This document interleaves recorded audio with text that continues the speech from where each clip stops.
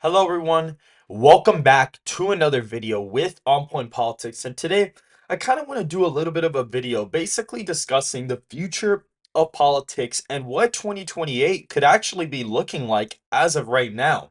Make sure to hit the like button, subscribe to the channel, make sure to comment down below.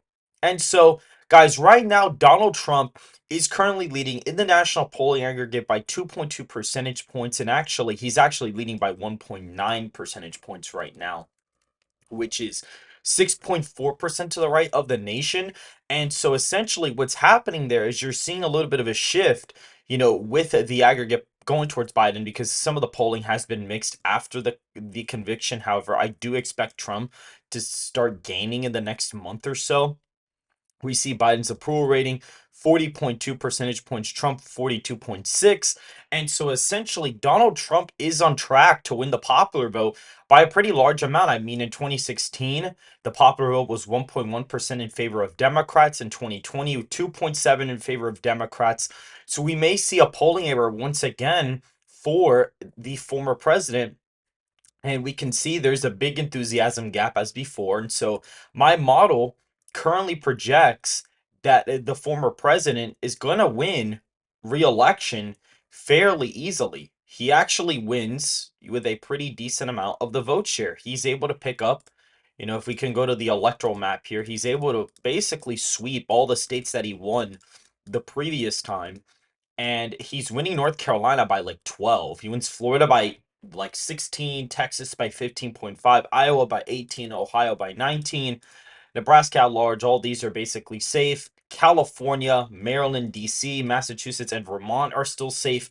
Hawaii is not even safe. Oregon, Washington are in this category as of right now. As you can see New York, Connecticut, Rhode Island, and Delaware are all likely Democrat states, and Maine's first is going to be safe, with Maine second, and Maine is going to ever so slightly tilt into the former president's column. It's basically a statistical tie here as of right now, and we even see in a place like Wisconsin, we see that he's winning by 10.4, Pennsylvania 9.9, Michigan by 8.5, Georgia by 9, Arizona by 8.3. So you're seeing, a bit of a shift, in the demographics, and just the national popular vote in general. You're seeing a huge shift. New Mexico, Minnesota, Virginia, and New Hampshire all lean. Nebraska second is likely in. Colorado, Illinois, and New Jersey all fall in the lean category, under 5 points for incumbent President Biden. You have to understand that this mainly occurs because of the fact that you do have a large third party vote share this year. If there wasn't, you'd probably see a state like New Mexico, Virginia, and New Hampshire, as well as Maine at large, go Democrat, and you'd probably have Minnesota as the only flip for Republicans. But since third parties are so high this year, and on top of that, with a very unfavorable incumbent president, and with Donald Trump having a higher approval rating than his challenger, this is essentially what you have. Trump 347 to 191. Now, what happens is the same exact model is constructed for 2028. At the bottom over here, you can see that essentially there is no new polling, so I have not included that yet, but there is a demographics model. There is a 2020 result, 2024 result. We see the swing in the trend in every single place, and we see average change in demographics, and we can also go down here. Gold Crown Politics' model is also here too. Now, what I've done is I've essentially inputted the data to make it a tied national popular vote. Donald Trump like barely wins, or at least the Republican would barely be winning the national popular vote. So we're going to be looking at the race for 2028 and seeing where states actually align for this election. We can see Utah, Idaho, Montana, Wyoming, South Dakota, North Dakota, Nebraska's third in the first district, as well as the at-large vote, are all safe. Oklahoma, Arkansas, Louisiana, Missouri, Mississippi, Alabama, Tennessee, Kentucky, Indiana, West Virginia, and South Carolina are going to fall in that safe Republican column. For the Democrats, we're going to have California, Washington, Oregon, Hawaii. We're going to have DC, Maryland, Massachusetts, Rhode Island, Vermont, Connecticut, Delaware, and the state of New York in this list. States like Illinois are not even in this list, believe it or not. And so this is all of the safe Democrat states as of right now: 148 safe Democrat electoral votes, two Republicans, 116. Hawaii's only an 18-point victory. California is a 19-point win. Funny enough, Connecticut's actually more blue than California in the model now, which is very fascinating to see that. For the likely Republican states, you're going to have Kansas, Iowa, Ohio, Texas, and Florida all in the likely Republican column. We can see that Kansas actually trends significantly to the left, based on this model. And what's actually quite funny is that a state like Texas is almost as a state like Texas is actually more Republican than Kansas on this map, which is very funny. Texas a 12.9 percentage point win. If we look at Florida, it's actually a 13.2 percentage point victory. Alaska's under a 10-point win in this scenario. So clearly a lot of stuff, is happening within this model. You can see that. Now, Colorado, despite the popular vote being tied, is actually a likely margin of victory, and it's a 13.1 percentage point win. So the state definitely trends to the left. However, Illinois is actually a likely state, and you were to shift the popular vote back to what it was in 2020, you basically have Illinois be like a 14-point win, 15-point win, roughly, give or take, while Colorado's like an 18-point win. So the state has technically trended to the right by a pretty substantial amount. Virginia, to an extent, has trended a little bit to the left. It's actually at 8.2 percentage point victory in the tied popular vote. So if the 2020 popular vote were to take place, Virginia would be like a 12-point victory. So you would see that it has trended to the left. New Jersey is only an 11-point victory in this scenario in a tied popular vote. And so that basically leaves us with an expanded battleground map. I'd expect the state of Maine at large to be likely possibly about 10 points. We have New Hampshire at 7.8%, so definitely this state has trended to the left, for sure. And we have a state like Minnesota that has clearly trended to the left. It's a 7.5 percentage point margin, and Alaska is likely, and Nebraska second in this scenario. We're going to be filling that in now. Maine second, I'd expect it to be likely. And so that basically leaves us with the traditional states as of right now. That leaves us with the traditional battleground map from the previous election. And what's quite funny is that Nevada is actually no longer in the battleground status. It's actually a 5.8 percentage point victory for the Republican in 2028 based on my model. And so essentially it would be outside of competitive range because it would have trended so much to the right in 2024 that Hispanics and all these demographics would essentially be carrying it over to the likely column for Republicans in 2024. So that gives Republicans a floor of 225, Democrats of 220. And New Mexico is only a 3-point victory in this tied popular vote. So if you were to shift the popular vote back to what it was in 2020, you'd have like a +7 New Mexico for the Democrats. So clearly the state has trended to the right, for quite a bit actually. Like it's trended to the right for a pretty long time.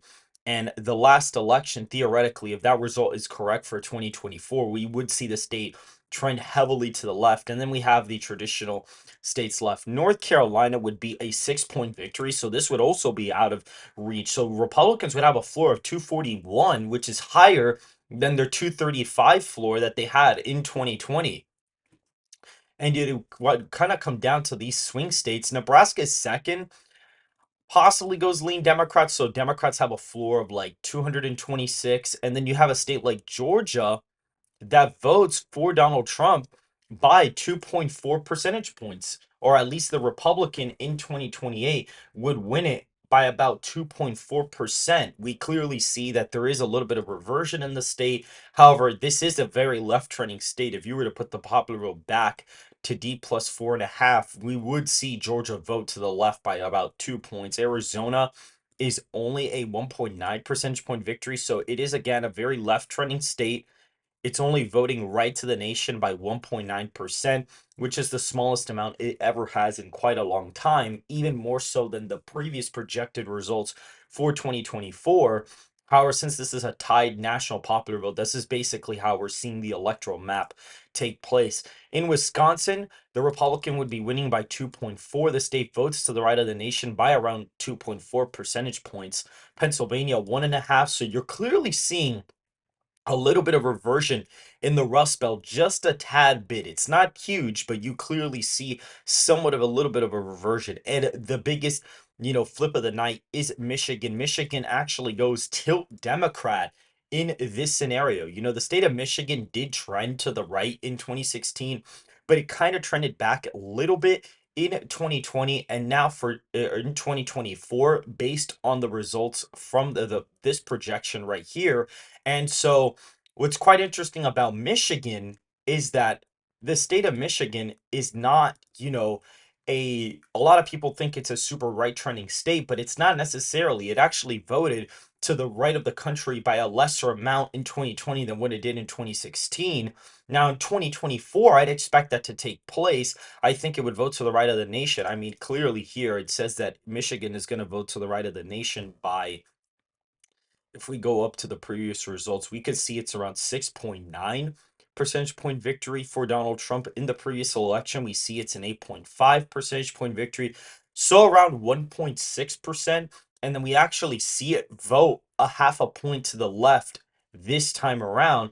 And so Michigan in 2028 may be a big problem for Republicans if the polling data is not there for Republicans, in Michigan, next time around. Michigan may be a state where they'll potentially DOA. And I have calculated new demographics. So this model is subject to change based on demographics. And so this is essentially what I've crafted for the demographic model. It actually has the Democrat winning barely and winning the popular vote by about two.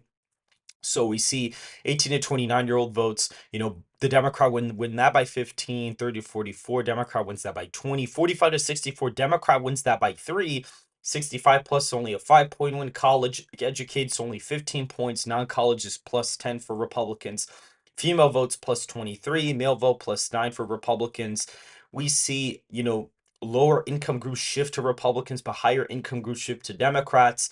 African Americans, I expect the Republican to get around 50% of the black vote. So Arizona, Nevada, Georgia are basically out of reach.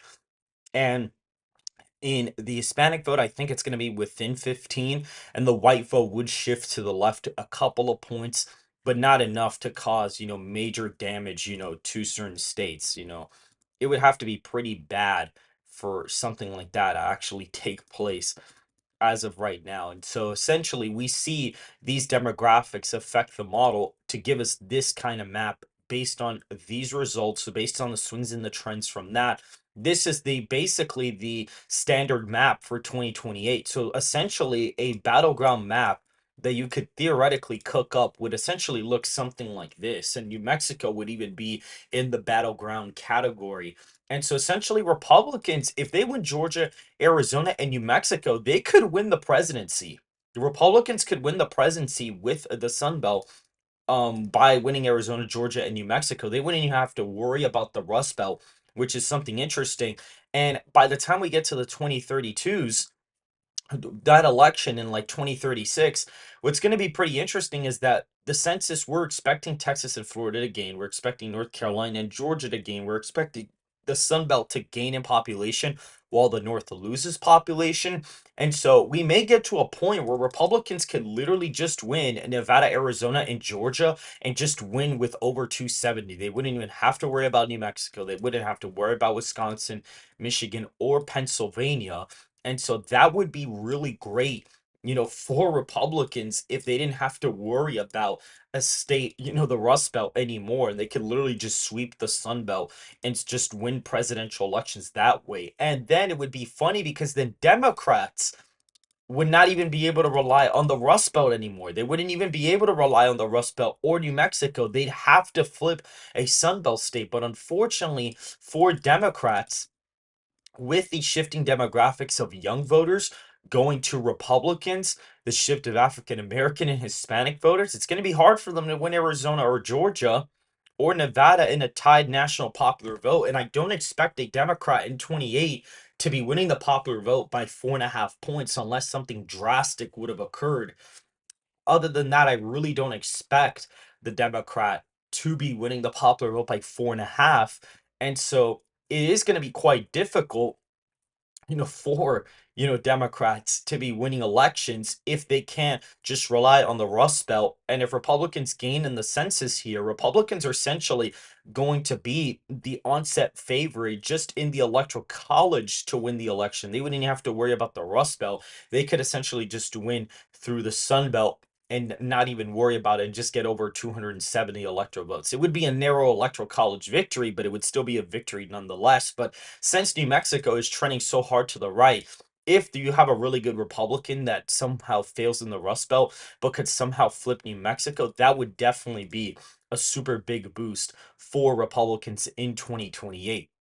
And so this is kind of my base map for the 2028 election. We have Republicans at 297 electoral college votes to Democrats at 241 as of right now. The 2028 race is too early to predict, but I did want to take an early look based on the projection for 2024 that I have as of right now.